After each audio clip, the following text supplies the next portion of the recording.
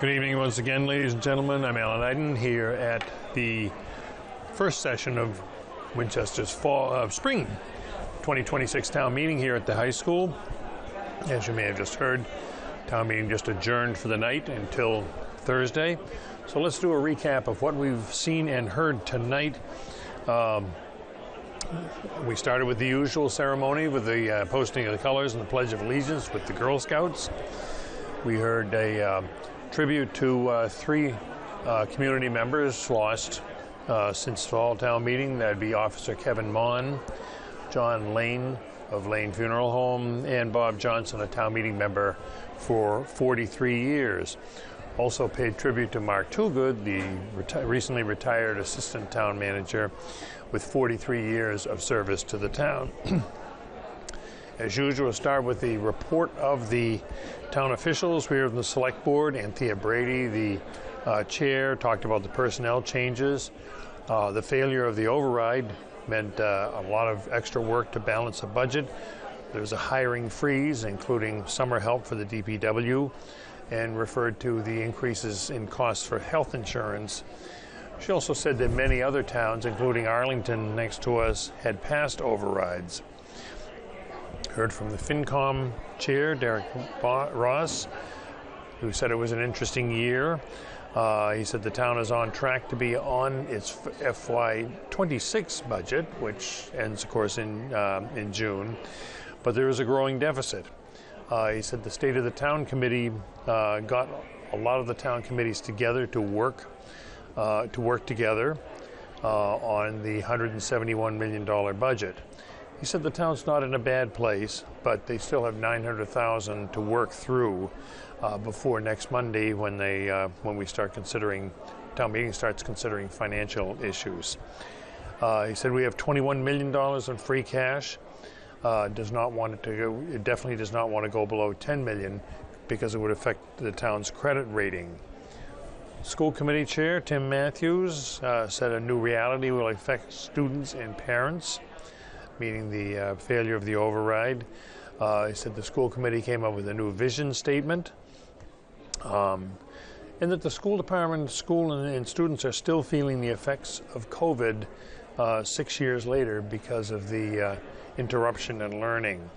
He also said the brand new Lynch Elementary School opened 20 years after deficiencies in the school were identified. He said the state aid has failed to keep up with the needs, and that the school department budget is 88% personnel. They are also evaluating some fee increases.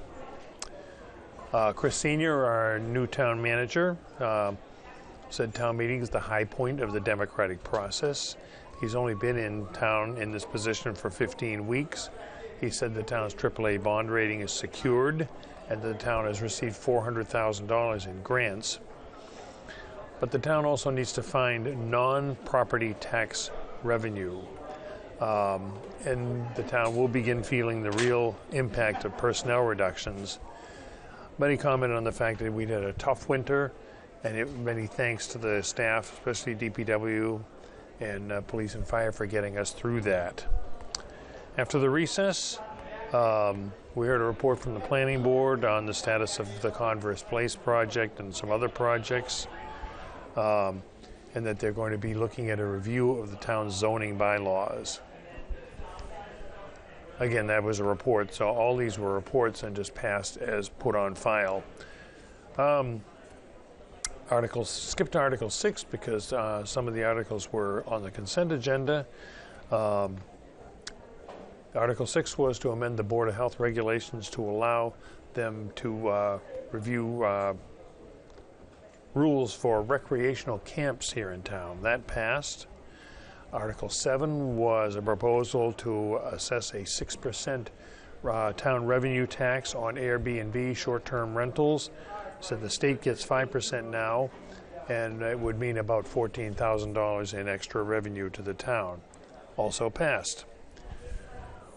Now, Article 8 was the proposal for the new water and sewer rates. The water and sewer is an enterprise fund, and that the mass water resources fees are increasing, as are the operating expenses. He said that it rains every Saturday. The observation was that it rains every Saturday in spring, then it's dry all summer. Water rates proposal increase was 7%, which would be about $16 per quarter on an average water bill without irrigation. That passed. Article 15 was to transfer funds from free cash to the General Stabilization Fund. The proposal was $750,000. The logic is that it takes 2/3 of a vote to take from that fund. This would make it move it up to about $6.1 million. The goal is $10 million for that General Stabilization Fund.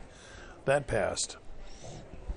Article 16, which dragged out quite a long time, was proposals about $7.9 million to install solar panels, additional solar panels, because the town already has some, at the high school, at McCall, Vincent Owen School, DPW yard, and the transfer station. We heard that would be revenue positive after year one, about $300,000 a year. And they also want to take advantage now to about $2 million in federal grants.